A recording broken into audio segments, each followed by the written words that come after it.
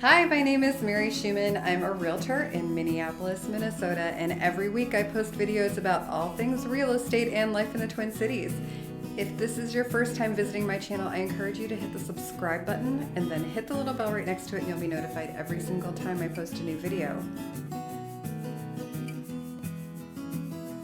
If you'd like a copy of my free Homebuyers guide, just go ahead and look in the description below this video and you can download that at any time. And if you're watching this on a mobile device, all you have to do is tap the title of the video and the description box will display. Part 1, we talked about the fact that you'd want to get your financial house in order, get a pre-approval, and then find a good real estate agent to help you through the process. Part 2 starts now. If you have been thinking about buying a home, you've probably been surfing around online and looking at those home buying sites. And I would encourage you to avoid taking Zillow as the gospel because it is notoriously inaccurate. And instead, put your realtor to work doing their job. And what that means is you should have had a discussion with your agent about exactly what you're looking for. You know how much you're approved for. You probably know what area of the town you want to live in. So instead of looking at Zillow or Realtor.com, have your agent send you a listing of everything that comes up that meets your criteria, and you can select how often you want to see that. Do you want to see it instantly, or do you want to see it just once per day, or even once a week? If you're in Minneapolis and you're in that entry-level segment, I would discourage you from saying the once a week because by then the property might actually be gone. So don't miss the boat. But you may not need to know like the minute it happens either. In any case, how does your agent help you with this? Well, I don't know if you know this, but we can search for a home that includes or excludes very specific neighborhoods or streets. We can search by commute time. You know what school district you want to be in. If you know your maximum commute time is 30 minutes and you need to be at work at 8 a.m. every day, I can do a search for you on everything that lies within 30 minutes of a particular address at 8 a.m. on a weekday. So we can give you information that is very specific to you. Maybe you're looking for a condo and you know that you're going to have to find a building that accepts pets. That's something that we can make sure that you're only getting listings for buildings that accept pets. So don't rely on the generic sites.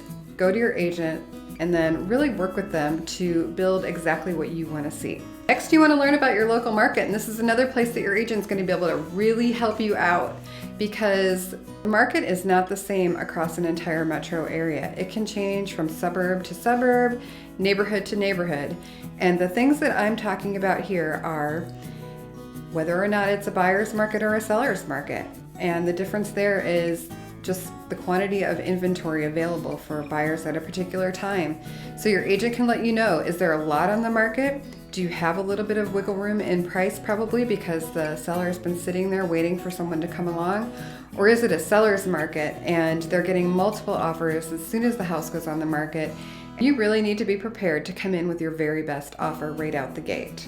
So another facet of that is, how long are properties sitting on the market before they go under contract? It's going to help you determine like how much hustle do you have to have? How much can you afford to look before you have to pounce on a property? What percentage of the sales price are sellers able to get? So if they list it, this is very unrealistic, if they list it for $100,000 and they get $98,000 out of every 100, they're getting 98% of the list price. So you need to know that when you go to put an offer in. Sellers kind of know what to expect and they're going to expect to see offers that fall in line with that. Depending on the market, if it's a strong seller's market, you may have to be prepared to go in over list. And last but not least, you'll want to know, in this market, is it traditional for sellers to contribute to closing costs, or is it money that you need to prepare to have available to you to get to closing? Now, if you can come in and not ask for seller paid closing costs, your offer is definitely going to be stronger, and you can probably knock some of that off the price of the house and not have to roll that into a mortgage that you're paying interest on over the next 30 years. The last step is to go out and actively look. So now you have a list being sent to you every day, every week, however you've arranged that, and it's for homes that you actually want to see and are prepared to buy. So now you're going to go visit those homes with your agent and then put an offer in. When you look at a home, something that you can expect your agent to do is to point out material facts. So things that you may not be looking for yourself because you're busy looking at granite countertops, and your agent notices, hey, that furnace is like 35 years old and it's going to need to be replaced, or I can see that there's water coming in. You'll expect your agent to be looking, at things that are going to impact your use and enjoyment of that property, and also help you decide exactly how much to offer for the home, if it's actually worth offering what they're asking. To set your expectations, selling is hard. I've been through it a lot myself, and I had a kid and a dog, and you don't want the sellers to be there when you look at the property. So anytime you're making an appointment, you need to think about the fact that the seller wants their home to be in perfect condition, so they want it clean and smelling nice, and they also need to vacate. So if you're setting up appointments, you should try to do it, to be considerate, 24 hours in advance, but if you can't manage that, at least a couple of hours in advance, so that they have a chance to get themselves together and get out of their home so you can look at it. Just realize that, especially in this market right now, that your offer may not be accepted. You may be in competition with multiple buyers, and yours might not be the best one. So just know that if you fall in love, your heart might get broken, but there's another one out there, and you might just have to try again. So there's other fish in the sea. Don't give up.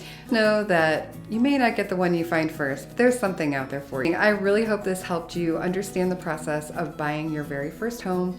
And remember, next week I've got part 3 coming. What happens once your offer is accepted and before you get the keys to the house?